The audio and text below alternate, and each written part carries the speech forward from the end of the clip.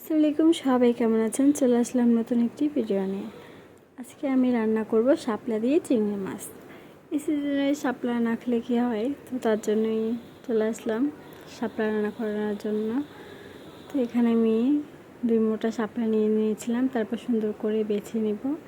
শাপলা হাত দিয়ে বাছলে কিন্তু কোনো আঁশ থাকে না, তাই আমি হাত দিয়ে বাছি।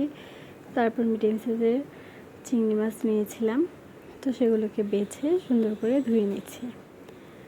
চিংড়ি মাছের পা কিন্তু আমি পালাইনি, কারণ আমাদের বাড়ি চিংড়ি মাছটা অনেক পছন্দ সবার, তাই পালাইনি। তারপর চিংড়ি মাছের ছোকাগুলো বেটে নিলাম, তারপর বোমার মরিচ আর পেঁয়াজটাও বেটে নেব। শাপলাটা আমার আম্মু সবসময় পেঁয়াজ মরিচ তারপর চিংড়ি মাছের ছোকাগুলো বেটে রান্না করে, এতে করে নাকি শাপলাটা খেতে মজা হয় আর একটু ঘন হয়। আর এভাবে রান্না করলে আমার ভীষণ ভালো লাগে, তাই আমি আমার আম্মু যেভাবে রান্না করে সেভাবে রান্না করছিলাম। তো সব মশলা বাটাবাটি শেষ, তারপর এখানে সুন্দর করে শাপলাগুলোকে ধুয়ে নিচ্ছে। শাপলাগুলো হাতে বাছার পরে কিন্তু আর কোনো আসছিল না। তো তারপর কড়াইতে তেল দিয়ে বেটে রাখা পেঁয়াজ আর মরিচটা দিয়ে সুন্দর করে ভেজে নিচ্ছিলাম। পেঁয়াজটা সুন্দর করে ভাজা হয়ে গেলে তারপর দিয়ে দিব চিংড়ি মাছের ছোকাগুলো দিয়ে আবার সুন্দর করে কষিয়ে তার ভিতরে দিয়ে দিলাম 1 টেবিল চামচ আদা রসুন বাটা। আদা রসুনটাকে সুন্দর করে তেলের ভিতরে ভেজে নেব। তারপর এখানে 2 টেবিল চামচ হলুদের গুঁড়া আর 2 টেবিল চামচ মরিচের গুঁড়া দেব। মরিচের গুঁড়া কম দেবো, কারণ বোমা মরিচ দিয়েছিলাম, এমনি ঝাল হয়ে যাবে তার জন্য। তো তারপর 2 টেবিল চামচ মরিচের গুঁড়া দিয়ে দিয়েছি।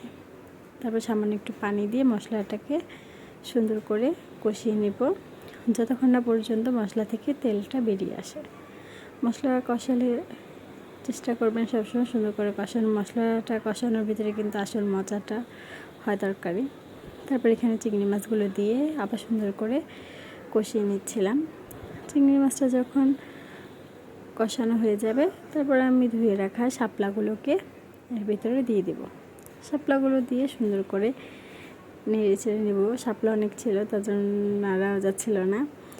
তারপর আমি ঢেকে দিয়েছিলাম। তারপর যখন একটু পানি বের হয়ে আসছিল, তখন আমি নাড়া দিয়ে নিয়েছি।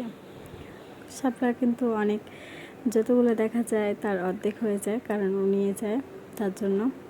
তো তারপরে তো আমি সুন্দর করে নেড়ে চেড়ে নিয়েছিলাম। শাপলার পানি দিয়ে কিন্তু শাপলা রান্না করা হয়ে যায়, এতে এক্সট্রা কোনো পানিও দেওয়া লাগে না। আর শাপলা অনেকে আছে সিদ্ধ করে রান্না করে। সিদ্ধ করে রান্না না করে সোজা এভাবে যদি রান্না করেন, তাহলে কিন্তু শাপলার পুরো পুষ্টিটা আপনি পাবেন। শাপলাটা কখনোই সিদ্ধ করে পানি ফেলিয়ে রান্না করবেন না। এভাবে যদি রান্না করেন, আশা করছি যারা শাপলা খায় না তারাও চেটেপুটে খেয়ে নেবে। এর তো আমার শাপলা রান্না একদম কমপ্লিট। শাপলা আর চিংড়ি এই দুটোই হচ্ছে আমার অনেক পছন্দ। আপনাদের কেমন লাগে অবশ্যই কমেন্ট করে জানাবেন। আমি তো রান্না করা শেষ হওয়ার সাথে সাথেই ভাত নিয়ে বসে পড়েছিলাম। আমার এত পছন্দ শাপলা দিয়ে তো আমি 1 প্লেট ভাত এমনি খেয়ে ফেলতে পারি। আপনারা যদি এই রেসিপিটা ফলো করে রান্না করেন, তাহলে আশা করছি সবার ভালো লাগবে। আজকে ভিডিওটা কেমন লাগলো অবশ্যই কমেন্ট করে জানাবেন। দেখুন কতটা মজা হয়েছে, দেখেই লোভনীয় লাগছিল। আর চিংড়ি তো এমনি সবার পছন্দ, আর তার সাথে যদি শাপলা হয় তাহলে তো কোনো কথাই নেই। তো আজকে ভিডিওটা কেমন লাগলো অবশ্যই কমেন্ট করে জানাবেন। আর আপনারা যদি অন্য কোনো কিছু দিয়ে রেসিপি চান, কমেন্ট করে জানাবেন। আমি ভালো থাকবেন, সুস্থ থাকবেন। আবার নেক্সট কোনো ভিডিও নিয়ে। আল্লাহ হাফেজ।